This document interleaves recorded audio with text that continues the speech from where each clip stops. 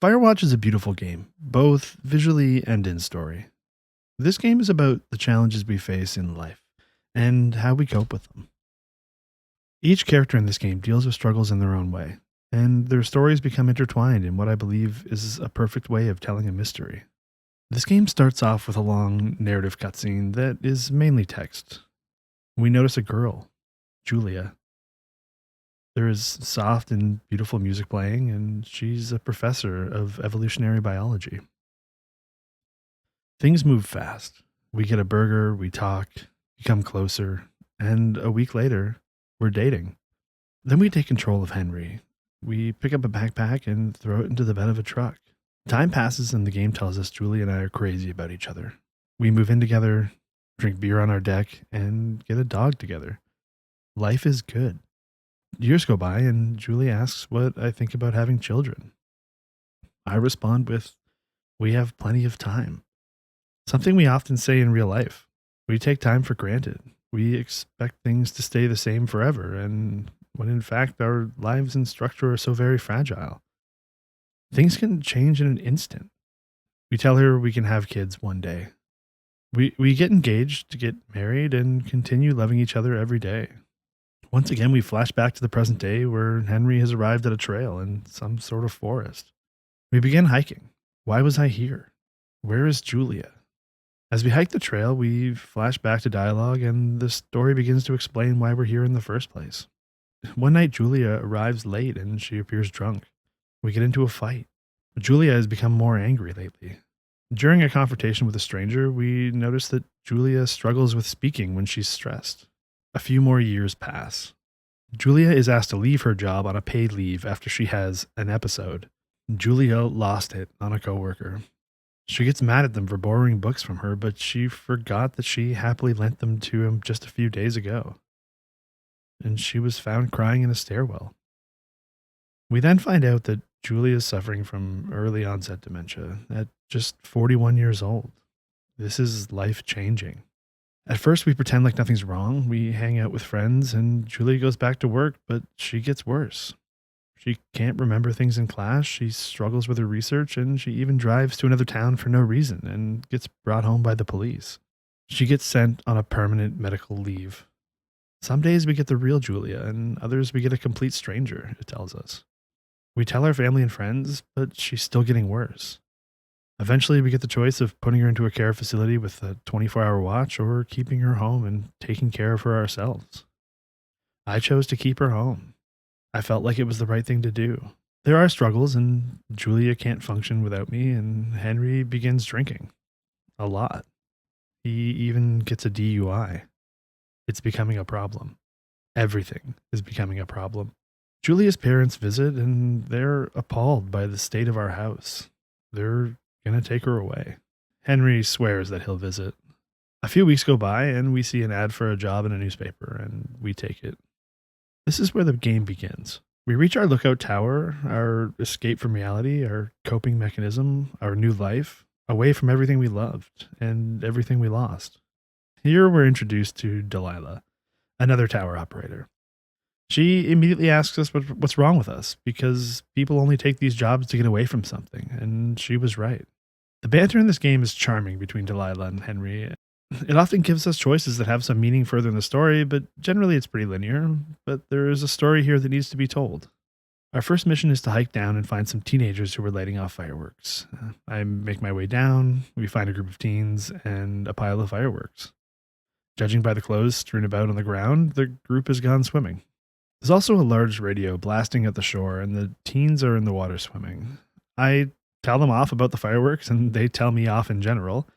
And eventually I decide to destroy the radio. This will come into play later. As the story progresses, Delilah is simply a delight. She's funny, often cringy, and a real joy to talk to. I really felt myself bonding with her. And this is where the magic of the game happens. This is some of the most human dialogue I've ever seen in a game, and it feels genuine. It feels like a genuine conversation. It really made me connect with Delilah, but not only that, I felt like I was actually playing how I believed Henry should. I was making decisions based on what I thought the character would do, not what I would do. And this continued throughout the game. On our way back, we go through a cave and we find a gate that's locked. Cave 452. Delilah tells us the cave's been locked for 3 years as somebody lost the keys, and again, we'll touch on this later. In an old outhouse, we find lyrics to a song called Old Shoshone, which is a delightful song that can actually be found on a tape that was left between two characters in the game. Notes and tapes are scattered throughout the land with conversations between the two of them. I won't touch on this, but it is a delightful little side story that helps with world building and definitely worth looking into. I just had to narrow my focus. I will, however, play the song at the end of the video. A little later on, we're surprised by a stranger shining a flashlight on us. This gave me the creeps. Who was this man and why was he looking at us? But Delilah is quick to make a joke and tells us something very dark and mysterious about this area. It's outside. And there are people coming and going. This had me laughing because in a video game I expect everything to matter, and she quickly reminded me that normal things can happen too. Again, this was world building.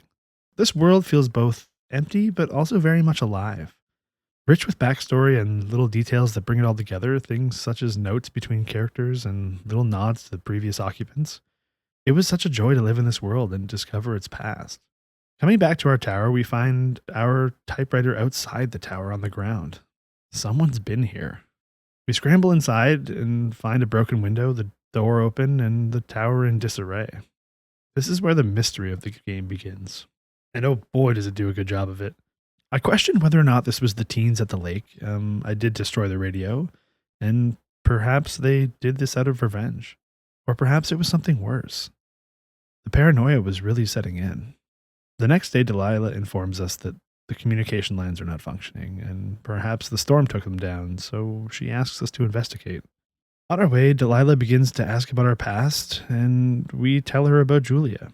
It does become awkward, but the conversation eventually gets interrupted, but I really wanted to tell her about Julia. However, Delilah leaves her radio on while speaking to somebody else. She says, I don't think he has any idea. I'm absolutely sure. What did she mean by that? And who is she speaking to? Is she speaking about me? We're given the choice to ask about this, and I did. She gets defensive and dismisses it, stating it's really not my business. Again, the paranoia is setting in. I felt uneasy. Once we get to the utility pole, we find empty cans of beer, which we saw by the lake with the teens, along with a note that says, "Go to hell," with a drawing of Henry. The wire's been cut.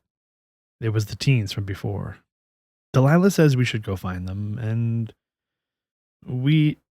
but before we do, we find a cable car that leads to Delilah's area. We have a silly little banter about how it's only used for emergencies, to which we fake call in a tornado, and she plays along. We're getting very close to Delilah, and even as a player, I wanted to explore this more. These two have fantastic chemistry together, and I felt like Henry really needed this. He needed the companionship after he'd been through so much. Heading back towards the teens, we find a backpack with a disposable camera in it, allowing us to take photos of the scenery. I really felt the need to take photos of this game because it is absolutely beautiful. Thank you, Brian Goodwin, we say, and Delilah seems shocked. She says she hasn't heard that name in a few years. He was a kid. He was stationed with his dad, Ned, at our lookout. This will be important later. Eventually we come across a fence that is blocking off a large portion of the area, and we ask Delilah about it, but she has no idea why it's there. She reasons with us, explaining it's probably nothing to worry about, and we move on. But the mystery is slowly unfolding. Delilah eventually addresses the call that we listened in on, the one where she seemed to be talking about us, and apologizes for snapping on us. She also asks about whether or not we broke any hearts back home, and finally we tell her that we're married. Things get a little awkward, but it felt like a genuine interaction between two real people. I wanted to tell her more, but I also didn't want to scare her away. Later, Henry theorizes the man we saw earlier with the flashlight could be someone important related to this fenced-in area, and we see a plume of smoke, so we head in that direction. Delilah brings up Ned Goodwin and how he simply disappeared and that she never heard from him again. She says he didn't go missing or get mauled by a bear, but he was just an asshole who was trying to escape from something, just like we are. Ned was in the army, and she thinks he had PTSD. His wife also died, and he was discharged from the army. He was forced to take care of his son all by himself. His son, Brian Goodwin. Eventually, we find the campsite from the teens, and it's torn to shreds. The tent is destroyed, the clothes are torn up everywhere and spread everywhere. Something happened here. Something happened to them, and they're nowhere to be found. We take a picture of the site with our little camera and theorize what could have happened, a bear or a murderer, and then we find a note. The note is from the teens. They blame me. They claim that I destroyed the campsite and they're going to the police. What is going on? There are a lot of time jumps in this game, and I actually kind of enjoy this style of storytelling. It shows that the paranoia was real and that these characters were thinking about all of this for extended periods of time. Another day passes, and Delilah asks what we look like. We describe ourselves, and Delilah says she's drawing us. These two are really bonding. These two really have chemistry, and I really wanted Henry and Delilah to get closer, but at the same time, I was conflicted. We had a wife, but she had left, mainly out of necessity for her well being. But where was Henry in all of this? Was he ready to move on? Should he explore other options, or should he wallow in his sadness and be alone for the rest of his life? These were questions that I needed answered. A little later, things quiet down and we seem to be enjoying ourselves. We take in the scenery, joke around with Delilah, and then she hits us with a bombshell. 2 teen girls were reported missing in our area, and it's been a week since they were last seen. We might have been the last person to have seen them. We tell Delilah to report the incident between us and to report the destroyed campsite as well. She agrees. Time passes, and we're woken up in the middle of the night by the radio, but it's Julia, our wife. She asks if we're having a good time, and we sound happy to speak to her. She tells us that Delilah seems nice, and she does seem nice, but we clearly still care for Julia. This game does such a great job of causing conflicting thoughts about Henry's situation, whether or not to pursue a relationship with Delilah or to hold back and think about Julia. Days pass, and Delilah lets us know that we called her in the middle of the night in our sleep, and we were talking about Jules. She asks us if there's anything we want to tell her about Julia, and we tell her the truth. We messed up. We lost her. We explain that she has dementia and that she's in Australia with her family. We let her go. Delilah tells us that we need to take care of ourselves, and Julia is being taken care of by her family, and maybe we do need to take care of ourselves. Maybe we do need to move on. More days pass, and Delilah asks if we've been taking any extra food from the supply drops because there's food missing. We don't really give a straight answer, but this is a little detail that hints towards things to come. Later, we notice a forest fire has started, and it's small at first, and Delilah calls it in, but she asks us to name it, and we suggest Delilah. She calls us sweet, but declines the name. She suggests maybe her middle name, June. Delilah tells us how she spends nights like these, and how she loves it out here, and she tells us she's glad we're here. She says that we've had such a great time together. She enjoys our company, and we enjoy hers. She tells us she doesn't talk to the other lookouts as much as us, and not in the same way. This connection feels real and genuine. It doesn't feel rushed or anything like that. We've spent time building this, and clearly these two are falling for each other. She suggests we get together at the end of the summer, and she wishes she was over here with me right now. She suggests that we could talk, and we could, When we ask further, she says, "Let me tell you." And it immediately cuts to 2 weeks later, leaving what happened to our imagination. These two have grown closer. Perhaps Henry is missing the love and passion he felt for Julia, one that was taken away from him much too early in such a terrible way. He feels empty, and Delilah's filling that void. He came out here to escape the truth about his situation, and I believe he stumbled into exactly what he needed. Another person who shows interest in him for who he is. Someone he can bond with. While I was playing this, I felt so conflicted. Henry's married, but clearly it's not working, whether you agree or not for the reasons why. And Delilah is lovely, and whether it be out of convenience or circumstance, we were bonding. She was what Henry needed at that moment. A little later on, we find a clipboard by the lake. and on it is a transcript of what me and Delilah were saying to each other over the radio on the night that she wished she could come over. Someone's keeping tabs on us, but why? We also find a walkie-talkie on the ground, and someone is following. Someone attacked us, but they're gone, and they took the clipboard and the radio. One of the things we remember from the clipboard was Wapiti Station. It was written, and Delilah tells us that that location is where the fenced-in area is from earlier. We decide to head there. We arrive to the fenced-in area, and it's locked with a sign that says no trespassing. Delilah tells us that there were firefighters working in a nearby area, and maybe they could help us. So we begin making our way there. Delilah describes how we're vulnerable. With the communication lines down, we can't call the police, and they'd probably just think we were crazy anyways. We begin talking about Ned and Brian, and Delilah wonders if something happened to them, something similar to what is happening to us.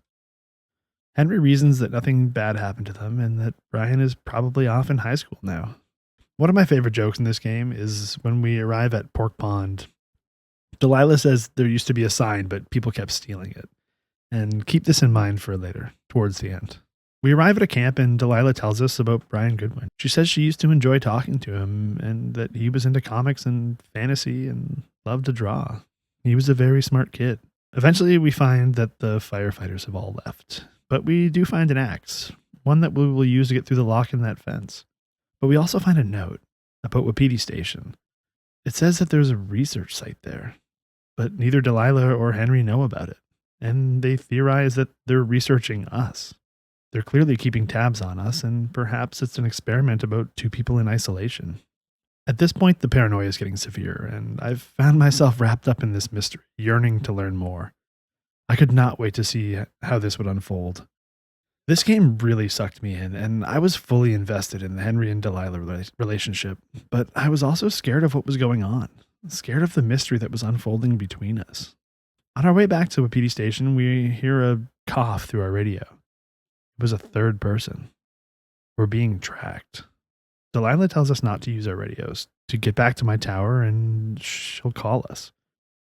The next day, she calls us on the radio and gives us a waypoint that only we would know. She uses a manual in our tower to give us somewhere to go, and that whoever's listening, they wouldn't know where it is. She tells us to hike there, and she's being very sly. And we do. We arrive at the location and find the cash box, where Delilah has left us a new radio, one which shouldn't be able to be tracked. Delilah talks to us on the new radio and tells us that we have to get to Wapiti Station, that what is happening is clearly illegal, and Delilah's scared. I'm scared. And things would only be getting worse. On our way to Wapiti Station, Delilah tells us that she has bad news. She says she filed a report about the missing girls, but in the report she lied. She said that neither of us had ever seen them, and that whoever was listening might have proof that we did. They might have heard our conversation about the fireworks on the radio by the lake. And the girls are still missing. This is bad. Eventually we get to Wapiti Station and break the lock with the axe, and inside we find wireless radio towers, a transmission tower, and there's also research equipment. There's monitoring equipment and a big tent. Inside the tent we find food, beds, and room for 3 people. And then we find a map. It has lines and pins that match the trails I've been taking during my hikes. There is a clipboard with 4 boxes showing that they've been tracking 4 distinct things. It could be me, Delilah, and maybe the 2 teens that are missing. This is not right. They're also taking notes on our behavior, and eventually we stumble upon a wave receiver, which is a type of tracker that can lead you to whatever it is you're tracking. We take the device and turn it on, and it begins to beep, and it has lights and directions on it pointing towards something. We follow the noise and find it leading towards something on the desk. It's a tracking device. It's sitting on top of a binder that says Subjects, Delilah and Henry. It is full of reports about us, about Julia, things that I didn't tell Delilah. It has things about Delilah that she didn't tell me. They know too much.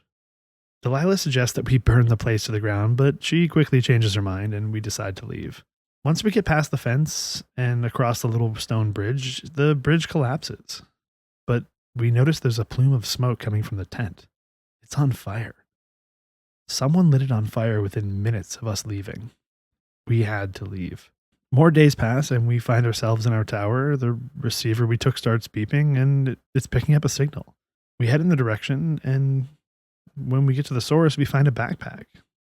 When we pick it up, there's a little hidden alarm that rings, which clearly signals our presence to someone. But in the bag, we find a key. It's the key to Cave 452, the locked cave from earlier. Who took them? And why do they want us to enter the cave? Delilah says we can figure out a plan, and now that I'm back in my tower, we can do that. But I'm not in my tower. She tells me that she sees someone standing in my tower right now. We quickly head back there, but whoever was in our tower is gone. Whoever was following us is gone. But taped to our door is a cassette player, and we play the tape. It plays a recording of Delilah telling me to burn down the research sites and that we would lie about it and not even report the fire. This was recorded by someone who was nearby, someone who has been following us, someone who's close. The next day, someone called a lookout in another sector and they claimed to be me and told them that Delilah knows what happened with the fire from Wapiti Station. Someone's trying to frame us. Delilah suggests we check Cave 452 to try to find some answers, and Henry says we should keep our stories straight. We have to be honest, and we have to figure this out together. Delilah asks if I actually did call the other lookout, but regrets doing so. She believes us. She trusts us. We're in this together. This feels genuine. The paranoia and doubt that led her to asking us if we set her up, but having gotten to know her over the summer, she realizes that I wouldn't do that. I wouldn't betray her. There's trust between us. We make our way to the cave and get through the locked gate. A little further down, and we hear the gate slam behind us. We've been locked in. They've followed us here. On top of that, our radio has no service, so we can't call for help. We can't even call Delilah. Our only option is to move forward. Moving forward, we see a shoe. It's down below on a ledge out of reach, and it looks small. But we don't have the right climbing equipment to rappel down and see what's below. So eventually we get out of the cave and tell Delilah about the shoe, and we're going to head back to find the right stuff to climb down, and on the way we find a little makeshift hideout. It's Brian Goodwin's. He made himself a little castle, full of drawings, homework, and belongings that were all left behind. We also learned that the backpack we found on day 2 belonged to Brian Goodwin, and Delilah tells us that children aren't allowed in Two Forks with the workers and that she lied to other lookouts about Brian. She said if they ever found out that Ned and Brian would have to leave. But why would Brian leave so many of his belongings behind? Eventually we find some climbing equipment and we make our way back into the cave. We have to find out what's going on. I need to solve this. Delilah informs us that the 2 girls that were missing have actually been found. They were arrested for joyriding a tractor, which means that they weren't and aren't a part of what's going on. Something else is happening. But who? We get to the cave and we rappel down where we found the shoe, and at the bottom, we find Brian. He's dead. It appears he fell while rappelling, and he never made it out of the cave. What the fuck? We call Delilah and tell her to sit down, and we tell her about Brian. She's stunned. We both are. We explain that it looks like it was an accident, and Delilah says she's partially at fault, because if she told someone he was there, they would have been forced to leave. She blames herself. A day passes, and the fire is getting out of control, and it's become clear that we have to leave. We pack up our things and head towards Delilah's lookout. There will be a helicopter to extract us. As we're preparing to leave, though, the signal tracker begins beeping, and we decide to follow it before heading to Delilah. We make our way to the signal source and find a tracker with our name on it, written in stone, and there's also a rope for me to climb and a tape for me to listen to. On the tape, we hear the voice of Ned, Brian's dad. He tells us that he's been watching us ever since he bumped into us near the cave where his son died. He didn't want us to find the truth about Brian. He tells us he struggled as a dad and that he didn't kill him. His death was an accident. His anchor slipped and he was teaching him how to climb. Ned couldn't accept the loss of his son, and he couldn't go home and face the truth, so he camped out in a shelter he built, stealing supplies from caches and equipment from towers. And he was trying to keep us away from the cave, trying to keep us away from the truth. He does seem to feel bad, and he says he's sorry, and it all seems sincere. We go into his shelter and we find supplies, pictures, a bed. He lived here for 3 years. He was terrified. Terrified of accepting the truth, of accepting change. He couldn't face the death of his son, just like we couldn't face the loss of our wife, Julia. We escaped by taking this job, and he escaped by hiding from his problems. We both had a truth to face, but we couldn't do it. There wasn't a conspiracy, and we aren't all crazy, and all of this was just a father who couldn't cope with the loss of his son, and he couldn't face the consequences of the accident. He hid away from it all, hoping it would go away. Delilah blames herself, and she now faces the choice of reporting the body of Brian and what she will say about Ned. The fire is getting larger, and the smoke is billowing. We have to go. She tells us the helicopter has arrived, and she's going to go with them. We ask her to wait. We aren't far. Please, please wait. Delilah at first says she can't, but she changes her mind and she says she will wait for us. A few minutes later, we arrive at her tower and she's gone. Looking through her tower, we find her belongings and the picture she drew of Henry. And we find the Pork Lake sign that she actually stole from earlier and displayed in her tower. We pick up the radio and Delilah answers. She didn't wait for us. She left. And we address the elephant in the room. Neither of us know what's next. We tell Delilah that she should come to Boulder with us and we can figure it out together. Delilah hesitates. She gives us a half answer and says she could come visit sometime, but it's clear this isn't going to work. She tells us to go see Julia, to face what we left behind, to face what we ran away from, to face our problems instead of running away. We agree. We'll go our separate ways. Eventually, we climb into the helicopter and we leave, and the game's over. There isn't some grand happy ending, and every character in this game dealt with problems in similar ways, and none of them were healthy. I feel this game is about hiding from the world and hiding from life when it becomes tough, hiding from things that we struggle to face. But it's also about compassion and companionship. This is shown with Delilah. We clearly bonded, and I think we filled a void for each other. Even if it was for a brief few months, it was an escape. Delilah says we shouldn't focus on this summer, and that her aunt always called these moments a pause in the hallway of time, which I think is beautiful. It's a perfect way of putting it. These fleeting moments that we cherish are just that, small parts of a bigger story. And as someone once told me, we shouldn't be sad that they ended. We should be happy that they happened at all. Thanks for watching. I'm